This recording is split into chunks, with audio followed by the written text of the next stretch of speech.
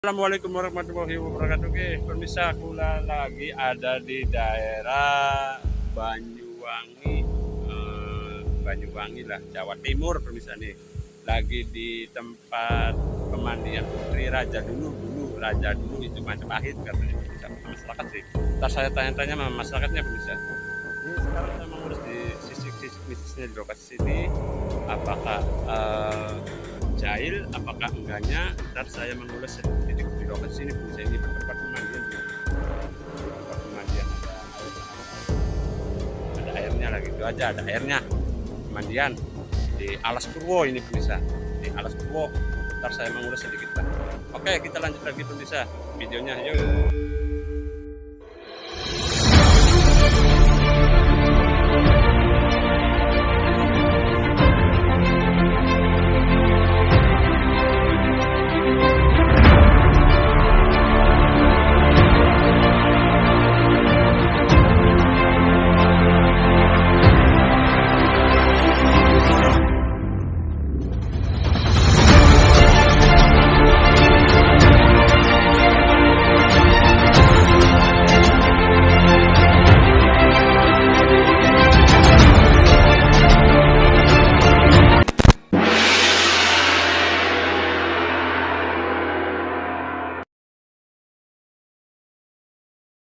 Oke, pemirsa nih, saya mau ke jalur Goa Mayangkoro kayaknya sih.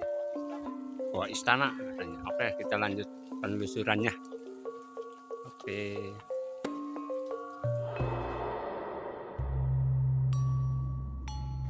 Assalamualaikum warahmatullahi wabarakatuh. Kali ini saya sedang berada di daerah Banyuwangi, yaitu tepatnya di daerah Alas Purwo. Kali ini saya akan mengisikan sejarah di Alas Purwo. Seperti apakah sejarah di Alas Purwo ini? Yuk kita dengarkan cerita sejarah di area Alas Purwo ini.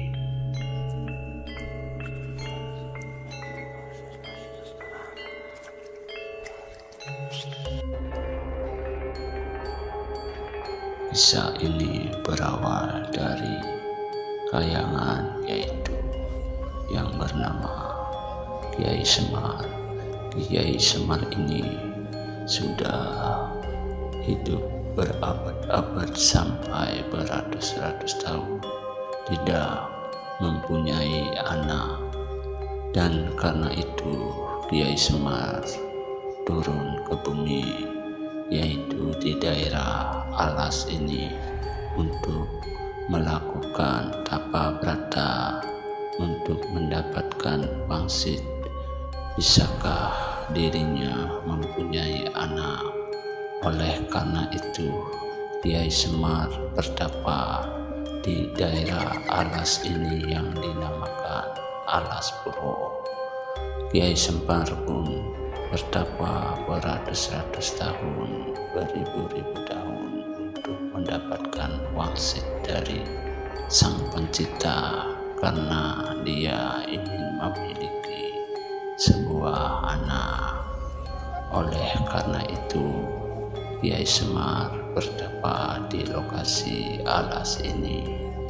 Singkat cerita, Kiai Semar pun sudah menginjak tapa beratanya 1000 tahun untuk mendapatkan wangsitnya. Singkat cerita, Kiai Semar pun mendapatkan wangsit itu, dan wangsit itu berkata kepada Kiai Semar, "Hai Kiai Semar, kamu bisa memiliki anak. Ambillah benda di lokasi Alas ini dan ciptakanlah semua benda-benda yang di Alas ini. Nanti kamu bisa memiliki anak dari ciptaanmu sendiri." Singkat cerita, Kiai Semar pun terbangun dari betapa beratnya. Setelah mendapatkan wangsit itu, Kiai Semar pun mulai mencari benda-benda di alas ini, dan singkat cerita ada beberapa benda Kiai Semar dapatkan, dan Kiai Semar pun menciptakan benda-benda itu menjadi sesosok manusia, dan Kiai Semar pun mulai bersemedi setiap benda-benda itu akan menjadi sesosok berwujud manusia. Singkat cerita, benda-benda yang didapatkan oleh Kiai Semar itu berupa buah jagung, kayu, pepohonan, daun, dan sebagai benda-benda lainnya. Singkat cerita, setelah mendapatkan benda-benda itu, Kiai Semar pun mulai bertapa berata lagi untuk mendapatkan wangsit dari Sang Pencipta. Singkat cerita, Kiai Semar pun setelah bertapa 100 tahun mendapatkan wangsit dari sosok Sang Pencipta itu, dan Sang Pencipta itu berkata kepada Kiai Semar, Hai Kiai Semar, kamu sudah mendapatkan 5 benda itu. Sekarang Kiai Semar tinggal menciptakan 5 benda itu sebagai anak Kiai Semar yang berwujud manusia, dan ciptakanlah kelima benda itu Kiai Semar.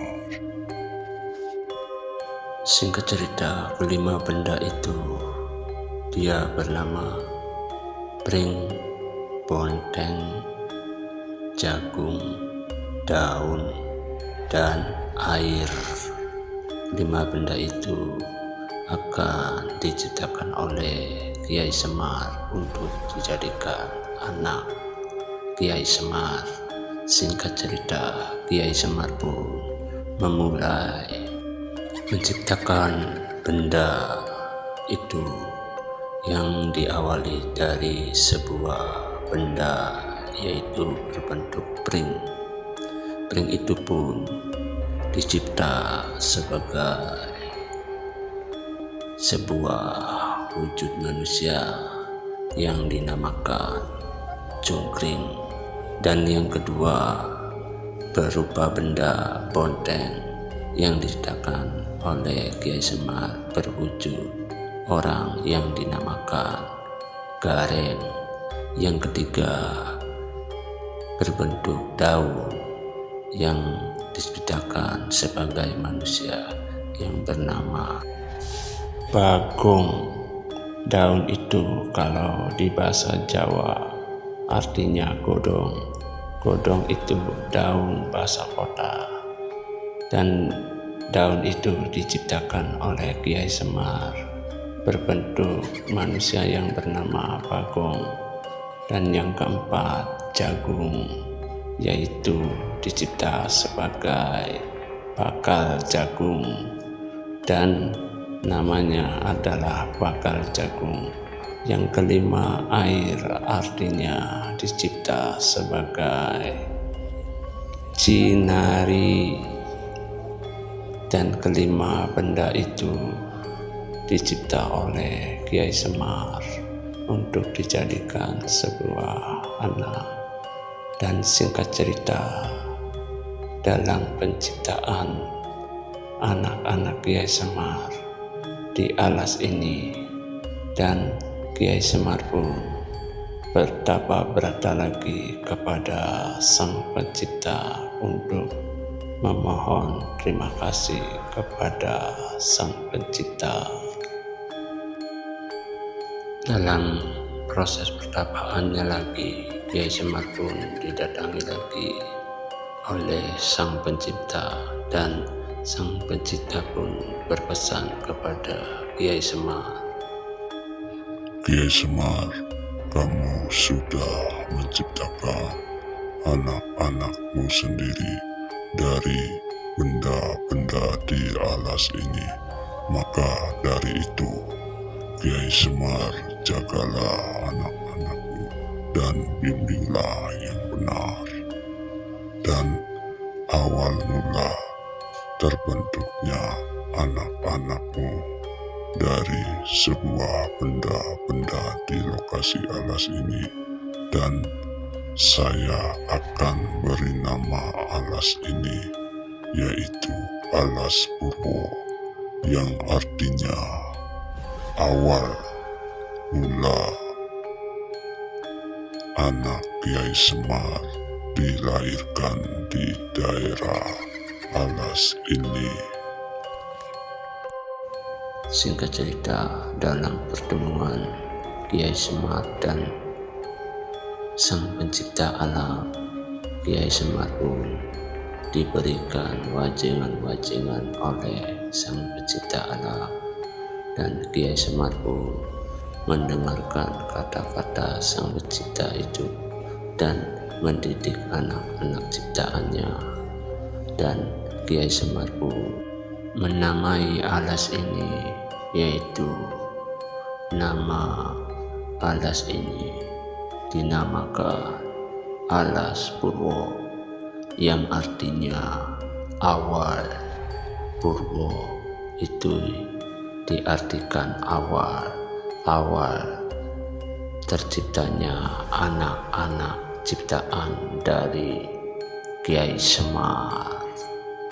Dan singkat cerita, Kiai Semar pun membawa anak-anaknya ke Kayangan untuk dipelajari ilmu-ilmu Kayangan, dan Kiai Semar pun meninggalkan alas Purwo ini yang dinamakan Purwo.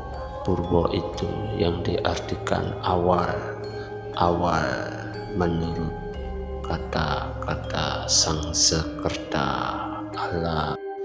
Oleh karena itu, yang dinamai Alas Purwo, yang artinya awal itu Purwo. Menurut bahasa Sang Sekerta, Purwo itu yang dinamai awal, dan itulah asal usul alas Purwo yang dinamakan awal. Awal itu pertama terciptanya anak-anak dari Kiai Semar, dan itulah sejarah asal usul alas Purwo. Saya dapat dari sejarah ini dari para sesepuh-sesepuh yang sudah tiada. Oleh karena itu, saya mohon maaf kalau ada salah-salah kata yang ada di konten ini, dan saya mengucapkan Assalamualaikum warahmatullahi wabarakatuh. Wassalam.